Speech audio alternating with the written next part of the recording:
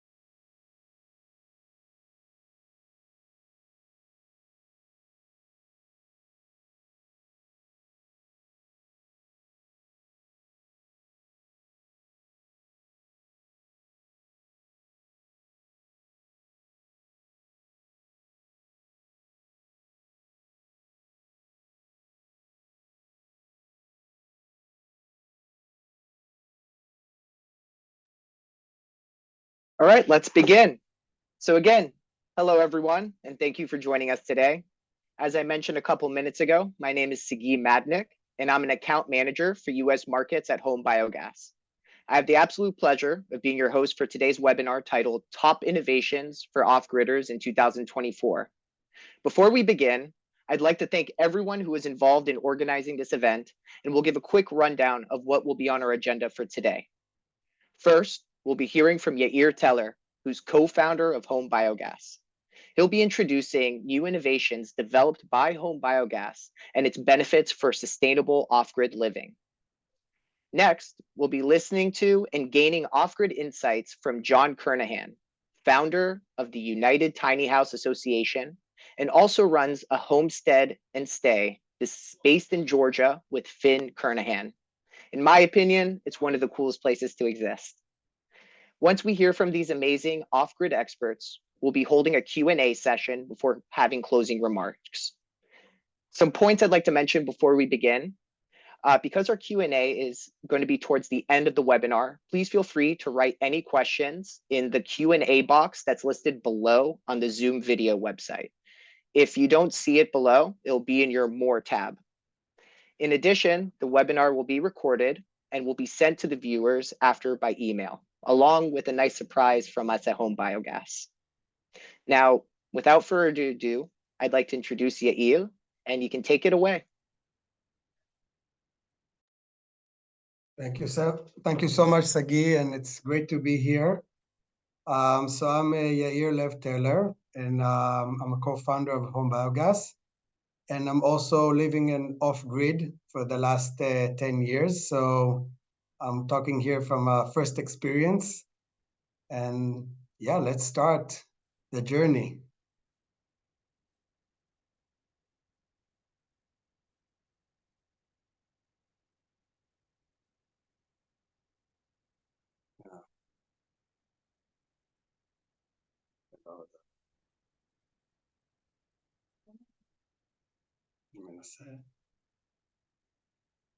Okay, so at Home Biogas, we believe that we need to make waste matter. Matter that means that it's actually, we care about it, and it's also worth money for us, valuable for us. So these are my two children. On the left, it's Maim, and on the right, it's Emma. It's in our yurt, off-grid yurt. And between them, you see a beautiful blue flame. What is that? That is actually biogas, a renewable energy. So as you see, they grew up all their life, that my children grew up with this system in our backyard. On the left, you see mine peeling a potato peel and helping to make dinner. And on the right, you see Emma cooking an egg on biogas. And this gas is actually produced from our food leftovers. So as I said, in the last 10 years, my children grew up knowing that organic material is not waste. It's actually valuable.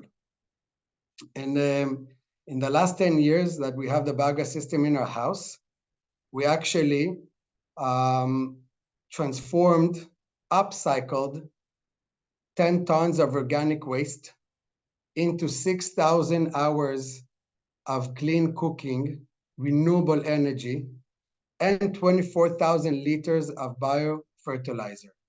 And of course, we saved thousands of dollars over the years. As you see here, this is my off-grid energy center. So on the left, you see we have the solar panels, the PV panels for electricity. In the center, you can see I have the biogas system producing the gas for cooking. And on the right, you can see the hot water solar system to produce hot water. And this is how we have it as an off-grid energy center in our house, all of it together. So Home Biogas is an international company. It's more than 12 years. We have systems in over 6 continents and more than 100 countries. We are B certified company, and we have international standards. And of course, we promote the sustainable United Nations Sustainable Development Goals of how the world needs to develop in a sustainable way. We got world awards from Financial Times, the World Bank, etc. So how does it actually work? How does the system work? You throw your waste. The system works as in a natural process, anaerobic fermentation. Every organic material in the world goes through 2 different processes: aerobic, and that means it becomes compost, or anaerobic. And then there's a fermentation process so that in the end, methane gas, is emitting. This process happens all over the world. It happens underneath the ground. It happens in stomachs of herbivores like cows, goats, sheep, and it even happens in our stomach right now. So what we do, we take this natural process that is happening for the last billions of years, and we built it to help us, we harnessed it to help us for our good benefits. How does the system work? We throw the waste into the inlet, the food waste, or the animal waste, or even human feces, and we'll talk about it later. It goes into this stomach chamber where bacteria break it down. A fermentation process happens, and the gas goes up to the top chamber. There, it's pressurized, and you can use it for cooking, for heating water, or as a fertilizer. And another thing that is left over, so one is gas, and the second thing, after the organic material is broken down, we get a very good, rich fertilizer full of micro and macronutrients, and you can give it to your plants, to your gardens, to your fields. We have 3 types of systems, 3 sizes of systems, a number 2, 4, and a 6. And these 3 sizes are to provide a solution for different sizes and amounts of waste. So if you have a small amount, let's say a small household, you have number 2. If you have, let's say, a small farm, animal waste, you'll probably take a number 4 or a number 6. All the systems come as a do-it-yourself kit in a box. We have the highest approved safety standards It's very simple to construct. It's all above ground. You don't need any heavy infrastructure, just a flat surface. It's very fast, takes about 2 to 3 hours to assemble it. And it's durable for many, many years, more than 10 to 15 years. So we talked about the systems. Now we can talk about the biofertilizer.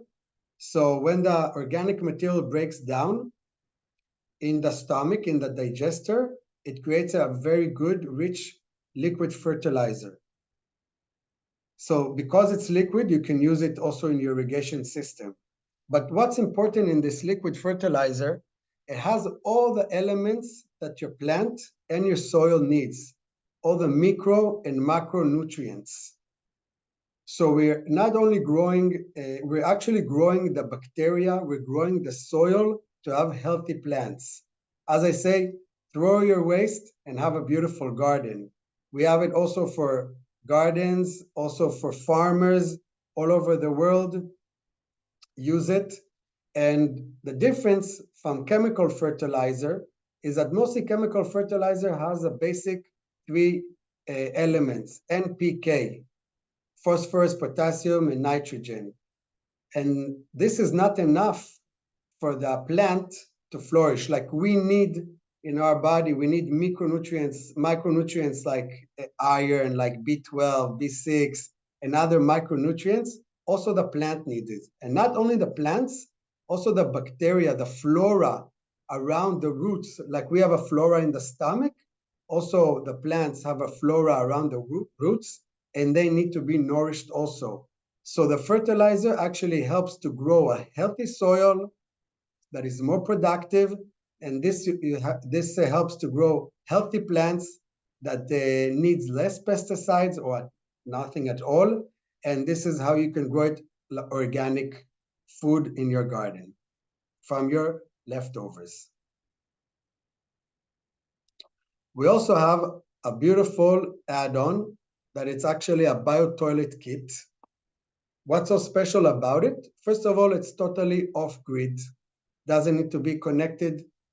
All our systems are off-grid. They don't need to be connected to pumps, pressurized electricity, anything.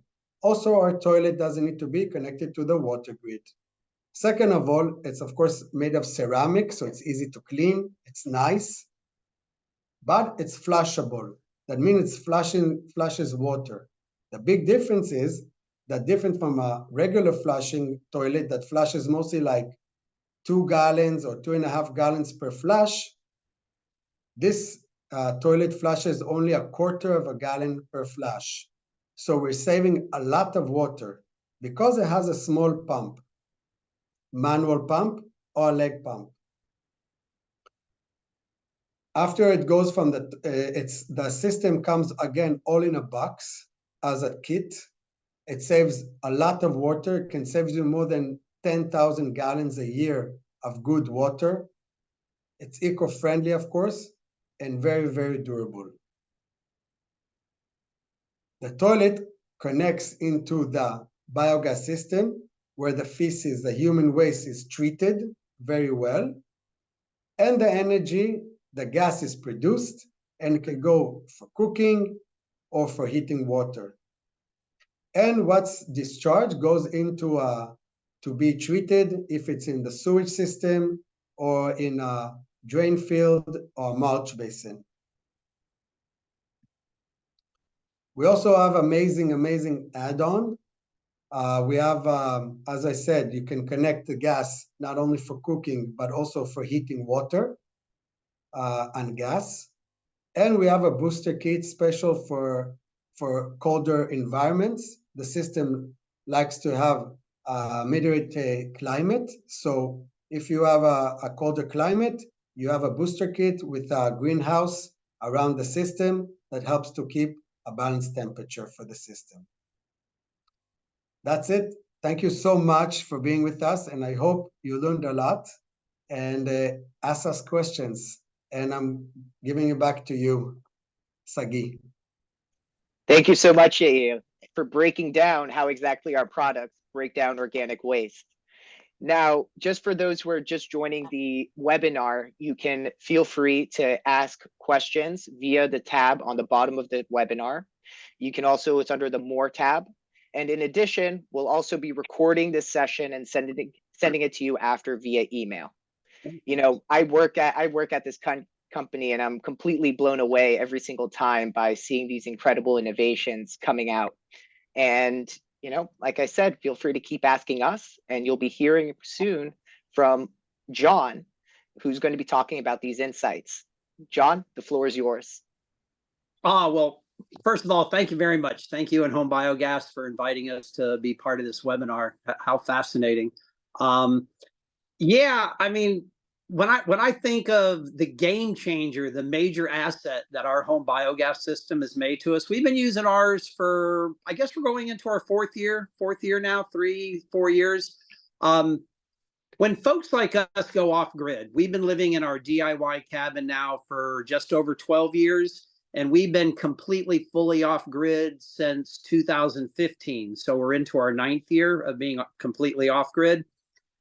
A lot of folks don't think, and I didn't think when we went off grid, what do we do with our sewage? You know, I was so focused on shelter, water, electricity. And within a week's time, I was like, oh my gosh, what do I do with this bucket of stuff? So for a long time, Finn and I, my wife Finn, we did human manure composting, which we used a composting toilet, and we just created soil. It was like an 18-month process, and that's how we properly handled our sewage. But then in 2017, at a festival, a tiny house festival in Georgia, I was introduced to the home biogas concept, and I was blown away. I was like, wow, we can take our kitchen materials, our kitchen scrap materials, and we can start, instead of putting that into the garden compost, we can start creating a biogas for a cooking fuel. And then we didn't get the system in 2017. It wasn't until 2019, beginning of 2020, when we got our biogas system. And there's a bio toilet. Now I don't have to do human manure composting anymore. And we can flush our waste directly into our biogas digester, and it'll properly process our sewage problem that we have. Not a sewage problem, but another thing we had to do here on the homestead. There's a lot of stuff. People look at Pinterest and Instagram, they see all the pretty pictures, and we're guilty of that too, putting out pretty images of homestead life and off-grid life. But behind the scenes, and we try to portray that in our videos, it's a lot of work, and there's dirty work, and you know, a lot of sweat and dirt involved in everything. And getting the bio toilet and our home biogas digester system just eliminated a huge process that we had to manually deal with for years on our homestead. It really, really has come in handy. It really took me a while too, because a lot of people, if you look at the comments that we get, oh, it must smell, oh, your food must taste like, you know, bad, and you know, all the, and some people, I'm being really nice with my comments right now, but some of the comments are really crude. And the thing is, the fascinating thing is how there's no scent, and how there's no unintended flavors, and how it's so clean, and how it's such a truly bio-friendly, environmentally friendly process in doing this. It followed right into what Finn and I are all about in our off-grid lifestyle. We're all about trying to become more and more having a less carbon footprint. We're more and more about being more and more self-sustainable and relying on ourselves, and growing things for ourselves. And the bio toilet and our home biogas system just fell right in line with that. And as everybody knows, I'm not an employee of your company. I'm not on payroll. So this is just our true experience and what we've done, and what we've experienced for this. I remember the first year growing season that we used the nutrient-rich liquid fertilizer. That's a byproduct of the system in our garden. And we have a picture of Finn stand. And my wife is real small. She's like 4'9", but she has zucchinis that are like they are just gigantic. And it's not because it's a visual effect because she's so small. We just noticed the yield in our, because we try to grow things, everything organically and naturally. We don't like to use chemical fertilizers. Finn will not use pesticides. I try my hardest not to use chemical pesticides. And so the liquid fertilizer byproduct from our digester fell right into play with what we were doing out here. And I've actually become known, and this sounds really weird, the poop guy, because I'm always talking about how we process our sewage with our home biogas system, because people just don't realize if they're gonna go off grid, if they're gonna have a homestead, you got to deal with your waste. And this is such, and people are like, well, why don't you just do composting, or why don't you just dig a big hole, or why don't you just make an outhouse? Well, yeah, we can do that, but why do I want to put all that in the ground? And why not get the benefit of the biogas, the safe, clean cooking fuel, which has made us non-propane reliant, which is really nice. And we get that liquid fertilizer. So the biogas system, that's why I've become such a cheerleader for home biogas, because it's just such a great solution for us. And then now with the booster kit that's come out, we haven't had to struggle with the winter this year. So that's, I wish I could go outside, but it's so dang cold today. I wanted to show off the system, but I was just like, I'm not in the mood. but the booster kit system is definitely a game changer on that, because that's a big question we get a lot too. Hey, I'm in a cold climate. How does it work? I admit our winters are kind of mild here, but like yesterday, it was 19 degrees yesterday, 19 degrees Fahrenheit. It's cold. Our system is producing gas. I used it to boil water. I mean, and with the booster kit, it just adds to the ability to use it year round. So I just can't thank whoever, all the design people and engineers and everybody that's been behind your all system, how it's benefited us so much over the years. It's one of the #1 things when we do our off-grid workshops here on our homestead. We do a few of them. This year we're going to do 4 of them. The biogas class is the one that everybody is super, super fascinated and interested in. That's the one where people is, what day and time is that? I don't want to miss the biogas. In fact, we're going to do a 2-day biogas class later on this year, because the biogas digester is such a popular questioned process. And we're actually going to be setting up another, we're actually now going to have multiple home biogas digesters on our property here, because how much we rely on it in our personal cabin. We're going to have one now for all the guests that are out here for the outdoor kitchen. So it's we're really excited about what home biogas is added to our off-grid lifestyle. So yeah, we love it.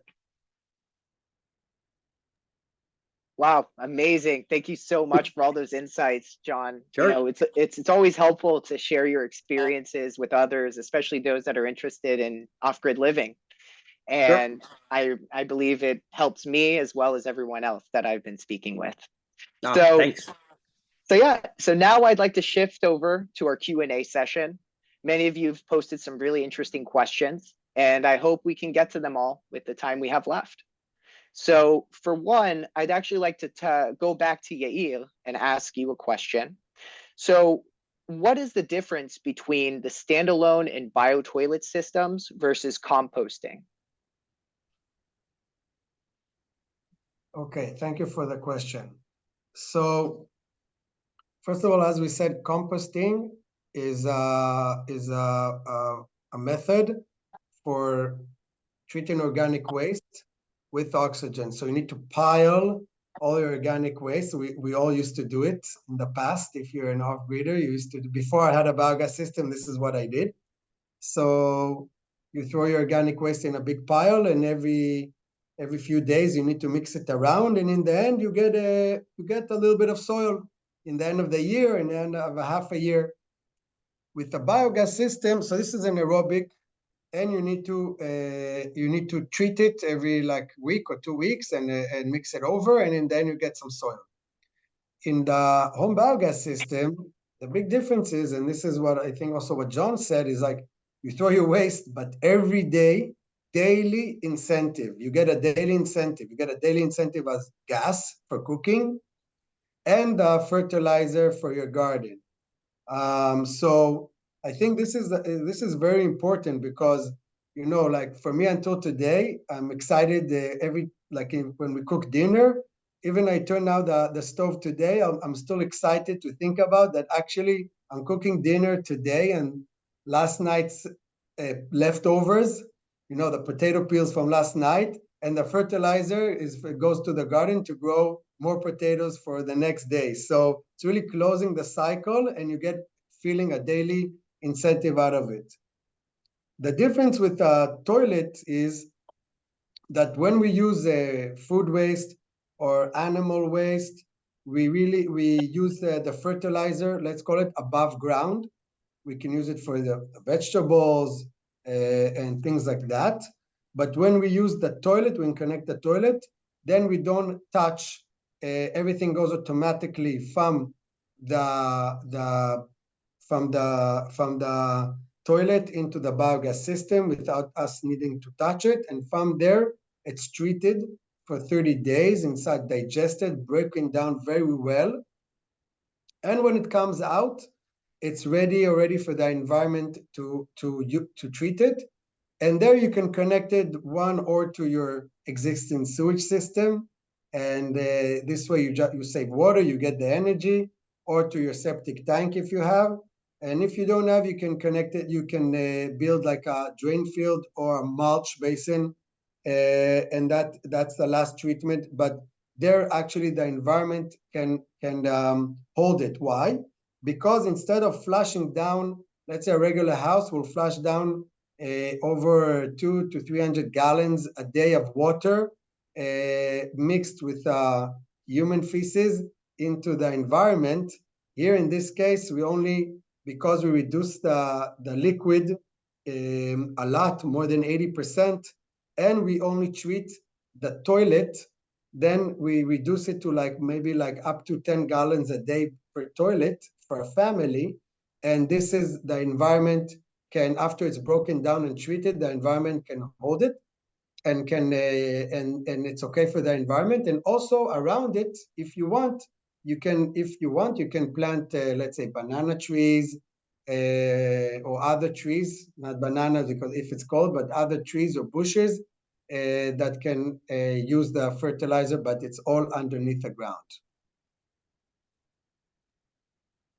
I couldn't have said it better than you. So I thank you so much for that answer. Yeah, I also have a toilet in my house for this toilet for the last 6 years. So you know, I believe to have a few kinds, as John has also, we have a system for the food waste and the fertilizer connected to the irrigation system, and we have also a toilet system. So yeah. I actually saw a question that was posted, and it kind of ties into another one that what is the use with toilet paper? And I actually want to ask John now and ask his answer on it. So first off, what do you do in regards to hygiene using our bio toilet systems? For example, as mentioned, toilet paper. And what's how's the maintenance process? And in addition to that, have you needed to reach out to our customer success team for that maintenance support? Okay, all great questions. First of all, I'm going to answer that in reverse. Reaching out to your customer service, your support team. We've had to do that very rarely in all the years that we've used the system, because the system just kind of chugs along doing its thing. But when we have, it's always been very responsive. It's always been great. We have no question, concerns, or problems at all with the customer service we get from Home Biogas. It's almost as if we have our own personal support person in our back pocket. So that's always been really, really nice. You know, you can have the greatest automobile in the world, and if there's not a good mechanic behind it, then what's the use? So to answer that, our experience with support from Home Biogas has always been phenomenal. In regards to toilet paper, we don't flush it. And it's a common question we get. We tell people don't flush it, don't clog up the machine, don't put stuff inside the machine there that's going to take a little while to break down. Different people have different opinions about it, but this is our opinion. Even RV toilet paper. What we do, we've traveled the world a lot, and I lived in Kaohsiung for 3 years. Finn's from Thailand, especially in Asia, Southeast Asia countries. Flushing a toilet paper is not a thing. It's something that's just not done. There's always, even in public restrooms, there's a waste paper basket next to the toilet, and your used toilet paper goes into the garbage can. That's what we do. We just take our toilet paper, it goes into the garbage can next to our toilet, and on a very regular basis, that then goes into our regular old garden composting, outside with leaves and branch, straw and stuff from the farm animals, our livestock and stuff. It just goes in there, and we break it down that way, and we compost it down that way. We just don't flush it. I think, in my opinion, the more that you can put into the system, that the system embraces and can use, the better. And the less you put into the system that the system isn't going to enjoy, the better. Example, we've never had to drain our system, and we're at it now for about 4 years. We've never had it clog up. We've never had any disruption of service, nothing. And I attribute that to, we read the instructions. It says, don't put this in there. We don't put that in there. And we don't put paper and things that I know. Dr. T, you all know him from Florida, I think at the University of South Florida. He's the big biogas guy. He tells me that he takes stuff and shreds it up in a garbage disposal unit, or like puts it through a paper shredder and then puts it through a garbage disposal unit, and then he'll put that into his biogas systems.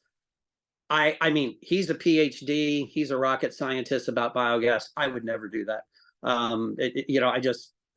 It's just not my jam. I would never do it. So we just take our TP, used TP, it goes in a garbage can.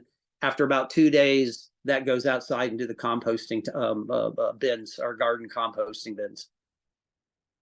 Perfect. Thank you so much. And I think your answer completely navigated into the next question I wanted to ask Yael, because I know, Yael, you mentioned that our systems are meant to last for 10 to 15 years.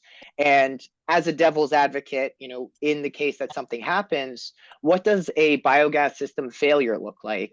Do you need to remove the solid residual waste? How do you go about doing that? Or what is the steps, in your opinion, towards making sure that this runs as appropriately, like John mentioned, following the rules and the instructions, as well as dealing with other types of environmental conditions? Okay. So thank you for the question.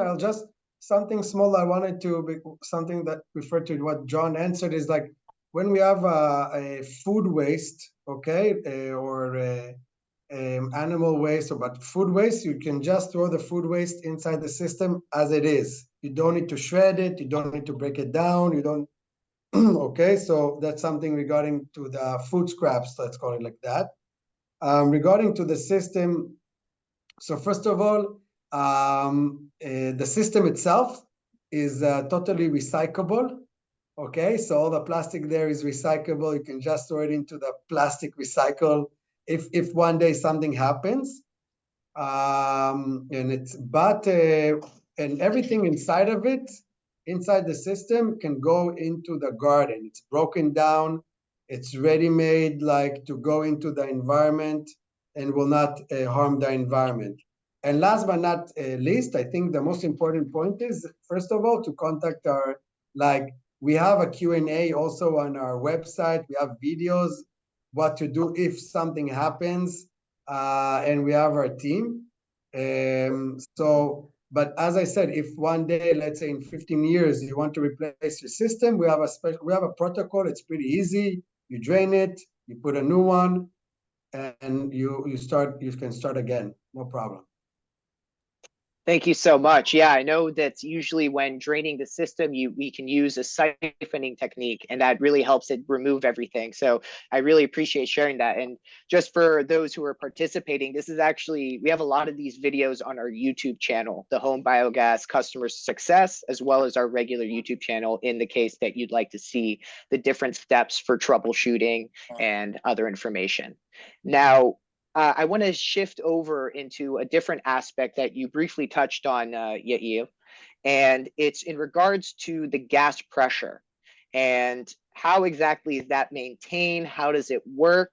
And then I'd like to ask John after that if how his experiences has been using our low pressure systems. So, wow, this is a good question because, as we said, this is like an off-grid system, and it's like the gas is produced, it's renewable. So most gas that you buy today, let's say if it's a propane gas, it comes already pressurized in the bottle or from the factory. And when the system produces the gas, it actually produces on the spot in very, very low pressure. But as we said, we have the system off-grid. It doesn't need to be connected to pumps or electricity or something like that to actually make the pressure of the gas. So we have like a patent that we have sandbags, weight, that are connected to the system. And this weight is actually pressuring the gas, and it goes into the stove. And the stove that we send you, the stove, it's part of the kit. And the stove knows how to, it has let's say, bigger holes that let the gas flow in, and then you can cook at it like a regular stove. So it's all the pressure is made like in mechanically, it's in physics laws, but it's very simple. You have like weights. We give you the bags, you fill it up with some sand or soil when you build it, you put it in to the system, and that pressurizes the gas. It's very simple and robust. That's great. I think with John, I think that also adds in an important factor that it provides a lot of safety procedures that it helps really protect, and compared a lot with LPG as well as a lot of compressed natural gases. John, what is your experience of making this shift from using natural gas and compressed gas to using our renewable energy source? It has been so transparent and so easy. Finn can attest to the fact I've got a very acute nose. And so when I smell propane, when I smell natural gas, well, I'm not smelling the gas. When I smell the chemical odorant that commercial gas companies add to those gases, as a lot of people know or may not know, natural gas, butane, methane, propane, they're scentless and odorless. They have no flavor, they have no scent. Commercial gas companies add that sulfury, rotten egg, that unique smell for those gases. So one thing I always recommend to anybody, any type of gas appliance you have in your house, you should always have a gas detector. So we have that in our kitchen. We have a natural gas detector because natural gas is pretty much about 80%, 87.3%. Oh, for you all don't know out there, I'm a research scientist, so I'm kind of in the numbers. So 87.3%, I think it's somewhere around there, plus or minus, of methane. So a natural gas detector is just fine. But because the system is outside and only the stovetop is inside, if there's going to be a leak, that's where the opportunity is going to occur, is outside. Because the methane gas is so light, unlike butane or propane, which consolidates and stays close to the ground and accumulates, methane or in biogas just disperses very quickly into the air. So it doesn't congregate into an area where it can ignite or anything of that nature. So I've had no real fear about it, of the system exploding or igniting or being a problem, especially since the pressure of the system is only, I think, about 15 millibars. I think the pressure in the system is extremely low. And to expand on what was just being shared about the gas bags, it's such a cool patent design. There's these pouches built into the outside of the system, little Velcro-y kind of patches. And then the kit comes with Ziploc baggies that we just put sand in. You put the Ziploc baggies inside the pouches, and then that gives that 15 millibar pressure that pumps the gas through to the stovetop. And for anybody out there that's ever taken a natural gas stove and converted it to propane, or a propane stove and converted it to natural gas, you switch out those orifices, and then you in the burners, and then you open or close, tighten or close the airflow to the stove or to the oven. The stovetop that comes with the biogas system is already set up that way. It already has the orifices, and the airflow is already preset. There's no valve or anything, so it's really just plug and play. It's just so convenient. We did an experiment back in the day when we first got our system and it was first generating gas. You guys will go, oh my God, I can't believe he did this. We filled up balloons with the biogas, and I wanted to explode them to see what would happen. So we filled them up, and I put a lighter up to it. Nothing happened. The balloons melted open, and there was no explosion. It was very disappointing, but it proved the safety of the system. Finn looked at it and she said, is it not producing gas? Because the balloons just, when I put the long neck lighter up to it, they just opened up from the heat of the lighter and nothing happened, and the gas just came out. And I said, there's no pressure in these balloons that are enough. It's not being consolidated. That's the problem. But as soon as we hooked up the stove, we were boiling water, we were cooking. It's like we say, OMG, oh my gas. So it's so from a safety factor, and I'm pretty paranoid about a lot of things, and I'm always looking over my shoulder when it comes to safety out here. This is the one thing that I don't really worry about. It runs, it works, and we're perfectly happy with the safety features of it. And it would be if people are like, well, you know, we run an animal sanctuary out here, a rescue sanctuary. We have 31 cats on our 16 acres. I see them sleeping on this thing all the time. It's never punctured. The cats have never, I've seen them doing this at it, like, you know, doing that scratchy thing. It's never ripped. It's never torn. The thing's made of super thick material. You know, it is not going to cause a problem.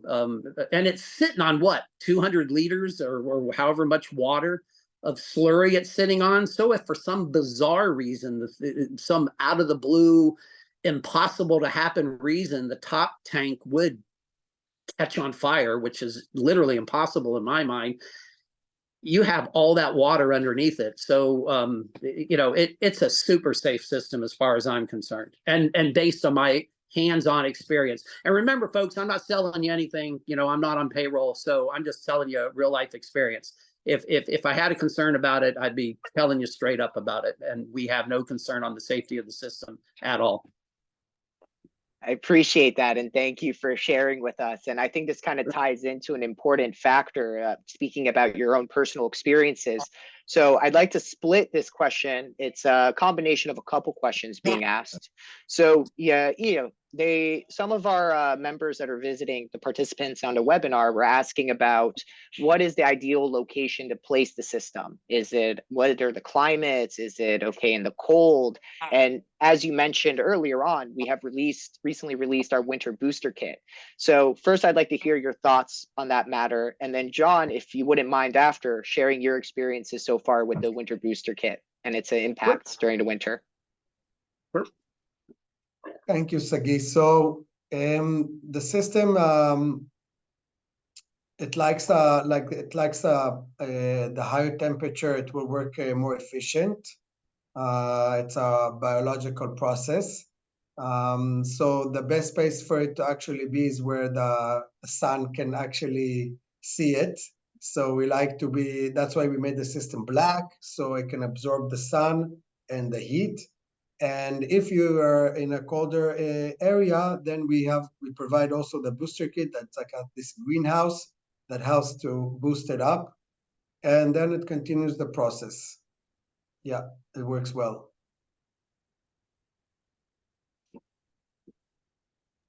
Thank you. And yeah, so John, I Sure, didn't mean to interrupt. sorry to cut you off there. I'd love to hear your thoughts on the booster kit as well, sir. So what we did is we have 16 acres of forest out here. So we had to come in, and Finn and I had to clear out land ourselves. So we had to clear out a couple of acres of land in order to have crops and livestock and things of that nature. So what we've done is we've put ours on the south side of our house. just like if you have solar panels, you want them to face the south side of your house, you want to have them facing towards the south. Even the greenhouse additions that we built on the side of our house, our greenhouse kitchen, greenhouse bathroom, we built them on the south side of the house so that, take into the concept earthship construction, of anybody out there who's familiar with earthship type home constructions or building constructions, we're utilizing the environment to help heat our house during the winter by having our greenhouses on the south side of our house. We catch all that sun during the winter to help heat our house. And that's the same thing with our home biogas digester. We have it on the south side of the house, so it catches the optimum amount of sun throughout the year.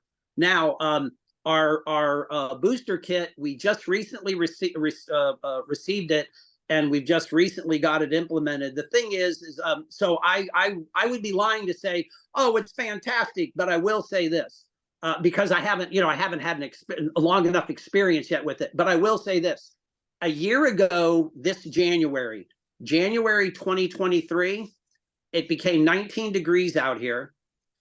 The internal tubular heater that comes with the system, I neglected to turn that on. I hadn't had it on yet because we had a very mild winter last year, and the system froze solid. It just froze solid. So when the system thawed out, it just reactivated itself. I didn't have to do anything. It just came back to life. The bag inflated again. We were back cooking with gas. We just had, that was 19 degrees when that happened. We had 17 degrees yesterday, and the bag is still inflated. Everything is fine, and we're still getting gas. So first time experience with the coldest weather that we've had out here since we've been here in these 12 years was yesterday, 17 degrees. We've had 17 degrees in the past, and this is the coldest that we've had since we've had our biogas digester. Froze solid last year when it was 19 degrees because I neglected to turn on the internal heater. This year, I can go outside and turn on the stove right now and boil water, cook some food and stuff. So right off the bat, the booster kit is working. And for y'all don't know, not only is there like a greenhouse that comes around the digester, around the biogas system, there's actually, in addition to the heater that we have inserted inside, that's down inside where the anaerobic process is going on, there's an actual external heater, a big blue heavy duty cable, if you will, that goes from a transformer, but the heating box itself, heating element, well, that's what the blue cord is. I guess it's the heating element itself. And it goes along the ground on the inside of this greenhouse, the booster kit. So it's in between the external wall of this greenhouse booster kit structure and our black colored biogas digester, the home biogas digester. And so you have this blue cable in there, and that's generating heat. So we have the heat inside with the insertable heater that came inside the system, that came with the system. And now we have this enclosure around it that's heating it on the outside also. So, win-win all the way. It's great. We're pleased. Yeah, thank you for sharing that. It's so important. Our products and our systems, they don't have black and white answers, and are very much dependent on the user as well as the environment around us. And I think especially with this winter booster kit, it provides accessibility to customers living in areas that they might not have thought they could use anaerobic digestion, as well as providing energy security and resilience. So thank you for sharing that with us. And I believe we have actually time for one more question. And this is something that I'd like to discuss, is asking, what about connecting to other appliances? We have plenty of customers. I'd like to hear an answer from both of you, but we have plenty of system owners or just anybody in interest that has their own oven, their own cooktop. They'd like to try something different. What are your thoughts on connecting to appliances that aren't home biogas stoves and the water heating product? Are you asking me? Or John, I'd love to hear from you first, John, and then if you had anything to add on, that'd be appreciated. All right. As the non-engineer in this equation and in this conversation, the stovetop and the hot water heater that you all provide for the system, rock stars, great. We are aware of one couple that modified, they're using a space heater with the biogas system. I know that they're doing that. So that's the extent of what I could say. I will admit, other than just loving the system, I use what comes with the system, and the system came with the stovetop, and just recently we got the water heater. So, and we're pleased, we're happy with it. And I'm just totally speculating. I wouldn't go out and bet this on the farm, anybody listening to this, but because natural gas is so similar to biogas, natural gas and methane are so similar in makeup. I would just wonder how a natural gas device would run with a biogas fuel. But I think that would be something better answered by you folks. I think the only limitation really comes down to is the amount of fuel we generate. We get about I remember during the major heat of the summer, we can get well over 2 hours. In our literature, we'll say 2 to 4 hours. But the system really is designed, our HB2, our two-person system, as I call it, it's designed for about 2 hours a day of cooking fuel, which is more than enough stovetop cooking for us. I don't know, somebody asked me, why don't you like have it hooked up to a space heater? I can think of that biogas being used for a lot more stuff in our lives than a space heater, because we've got a big wood burning stove. But I'd be interested what you guys have to say about this. So me as a company also, what we want people to, like what we provide the stove, and we provide the hot water shower. And this is what we want people to use. We believe this is also the best way to use it. That means like the best sufficient way, as you said, like you get 2 hours for cooking. That's amazing. If you start to connect it to other things, first of all, it doesn't come from the company, so we cannot we cannot take responsibility on it. And for me, that's maybe the most important thing. Yes, other things can be connected, but they're not tested by us, they're not approved by us, so we prefer people not to play around with it. With any person in the end does what he wants in his backyard, but from home biogas, these are the appliances that we recommend to use with. Okay, and like for me, as I say, like if you take a shower and let's say or anything like cook food, if until today you cooked it on fossil fuel and propane, now you have the ability to do it actually on renewable energy, and I think that's amazing, and that's the point. That's the point. Yeah, completely. And I know every time I go into work every day, I know in the mornings, I use the stove to make, with my mocha pot, to make espresso for whoever's interested in having a cup. In addition, with the water heater that we just mentioned and that's newly released, we also are using it to wash our hands. And I know we're right by the beach, so people go surfing. They like to take a shower after and have nice little hot water after before they get their day started. So thank you so much for sharing that with us.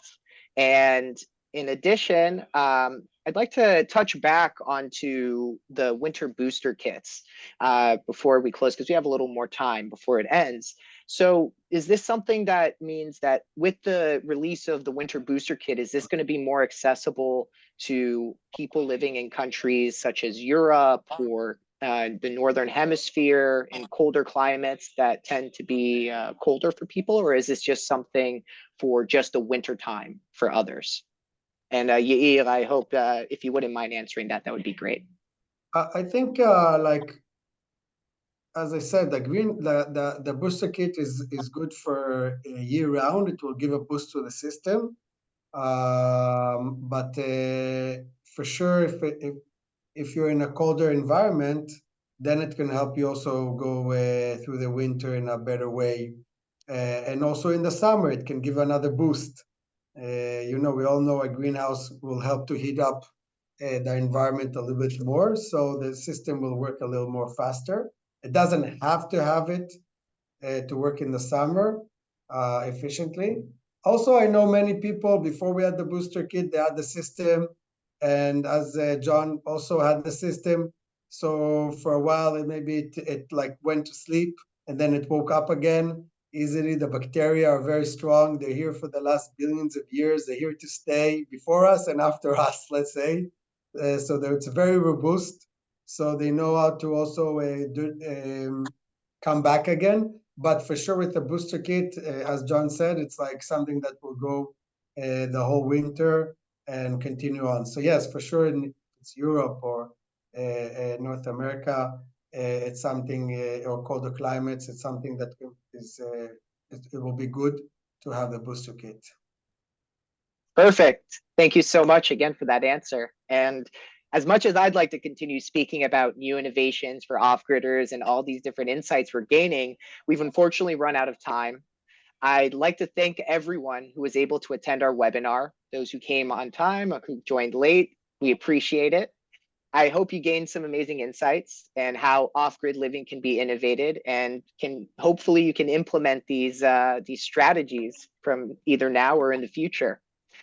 Feel free, when we send the email with our recorded webinar, you can feel free to either reach out to us. We'll have social media tags for John Kernahan as well as Home Biogas. And you can also visit our website to ask any questions that you have. We'll also be providing my email which is Sagie, S-A-G-I-E, @homebiogas.com, where you can ask me any question you'd like. What are the latest new promotions happening? When are the new products coming out? And I'd be more than happy to answer for you. Again, we've recorded this session and we'll be sending an email after, along with a nice surprise from us at Home Biogas. I hope everyone has a great rest of the day, and thank you for attending. Thank you. Join our family. Thank you very much. Yeah. Thank you so much, Yair and John. It's been an absolute pleasure hearing from you both. Thank you. Thank you.